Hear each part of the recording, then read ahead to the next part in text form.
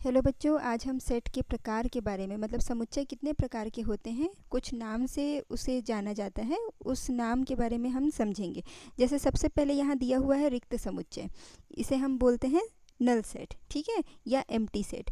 इसे हम रिक्त समुच्चय इसलिए कहते हैं क्योंकि यह ऐसा सेट है जिसके अंदर कोई भी एलिमेंट नहीं है। तो वह सेट जिसके अंदर एक भी एलिमेंट नहीं है, ठीक है, उसे हम रिक्त समुच्चय कहते हैं। इसे हम फाई से दर्शाते हैं, ठीक है, फाई, जिसे हम इस तरह से लिखेंगे, फाई, फाई के द्वारा दर्शाते हैं।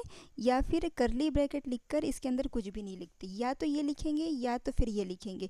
कभी भी आप फाई लिख के ये नहीं लिखेंगे, ये कभी भी रिक्त समुच्चय या एम्प्टी सेट नहीं होगा, क्योंकि इसके अंदर एक एलिमेंट फाई एग्जिस्ट करेगा। इसीलिए तो हमेशा ये ध्यान रखेंगे कि रिक्त समुच्चय या एम्प्टी सेट वो सेट होता है जिसके अंदर एक भी एलिमेंट नहीं हो, ठीक है, और उसे हम रिप्रेजेंट करेंगे फाई से या फिर ऐसे, ऐसे कभी नहीं रिप्रेजेंट करेंगे, ठीक है। तो पहला हुआ रिक्त समुच्चय।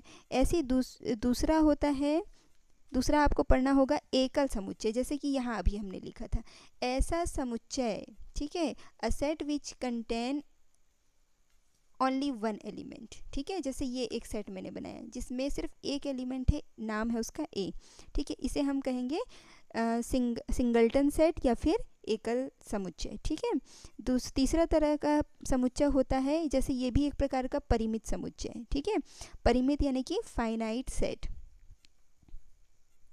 फाइनाइट सेट कैसे कहेंगे? A set which contain finite number of elements, ठीक है, यानी कि एक ऐसा सेट जो परिमित संख्या में अवयवों को रखता है, उसे हम फाइनाइट सेट कहते हैं। जैसे एक सेट मैंने लिखा 2, 4, 6, 8, यहाँ पर हमने इसको क्लोज कर दिया, ये हमारा फाइनाइट सेट है, ठीक है।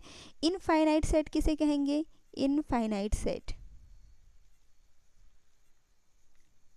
ऐसा सेट जो फाइनाइट सेट नहीं है, मतलब कि ऐसा सेट जिसमें इनफाइनाइट नंबर ऑफ एलिमेंट्स हैं। जैसे अभी हम लोगों ने पढ़ा था, सबसे पहले इसका उदाहरण मैं हमेशा देती हूँ, एंड सॉन, डैश डैश करके हमने उसको बंद ही नहीं किया, ठीक है। तो ये इनफाइनाइट सेट है। जैसे set of natural number infinite set है, अगर हमने उसको लिमिटेड नहीं किया है तो, ठीक है, तो ये इनफाइनाइट सेट हुआ, ठीक है।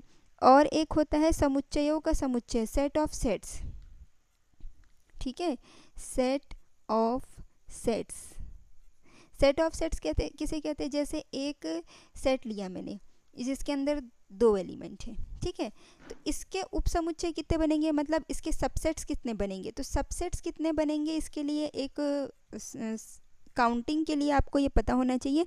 अगर n एलिमेंट है किसी सेट के अंदर, तो इसके लिए सबसेट्स की संख्या 2 to the power n होती है, ठीक है।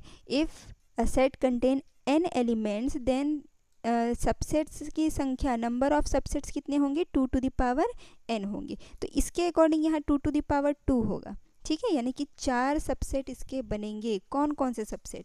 सबसे पहले फाई, यानी कि रिक्त समुच्चय हर सेट का सबसेट होता है, ठीक है। अभी सबसेट क्या होता है ये अभी बताना बाकी है, ठीक है। फिर होगा एक तो ये 1, ये भी एक सेट होगा जो कि इसका सबसेट होगा, ठीक है, होगा 2, और नेक्स्ट होगा कंप्लीट 1, 2, ठीक है, ये इसके सबसेट्स हुए। तो इन सबसेट्स को कंटेन करने वाला एक सेट, ये होगा सबसेट्स का सेट्स का सेट्स, ठीक है, सेट ऑफ सेट्स। समझ में आ रही बात? इसे हम कहेंगे सेट्स ऑफ सेट। नेक्स्ट तो आपको पता चलना चाहिए, पता होना चाहिए समान समुच्चय, यानी कि इक्वल सेट। इक्वल सेट किसे कहेंगे? 2 सेट ए और बी हैं, ये इक्वल कब कहलाएंगे? जब इसमें नंबर ऑफ एलिमेंट और इसके नंबर ऑफ एलिमेंट बराबर हो, मतलब संख्या में बराबर हो, ठीक है।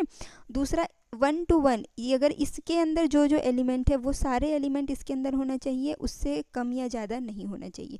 जैसे एक सेट है 1, 2, 3, 4, दूसरा सेट हमने लिया है इसको 2, 3, 4, 1। तो अब हम चेक करेंगे कि ये बराबर है कि नहीं। क्या 2 इसमें, इसके कितने नंबर हैं इसके अंदर, अवयवों की संख्या? 1, 2, 3, 4, इसमें भी 1, 2, 3, 4। तो पहली कंडीशन फुलफिल है, नंबर ऑफ एलिमेंट इक्वल है दोनों में। अब दे चेक करेंगे क्या एक एक एलिमेंट इसके बराबर है? 1 इसमें है, क्या इसमें है 1? हाँ है। 2 इसमें है, इसमें भी है। 3 इसमें है, इसमें भी है। 4 इसमें है, इसमें भी है। इसलिए हम कहेंगे set A and B are equal, ठीक है, यह समान समुच्चय है। तो आज के लिए इतना ही। आगे इसके बारे में, सबसेट के बारे में या उपसमुच्चय किसे कहते हैं वो जानने के लिए नेक्स्ट वीडियो। Thank you.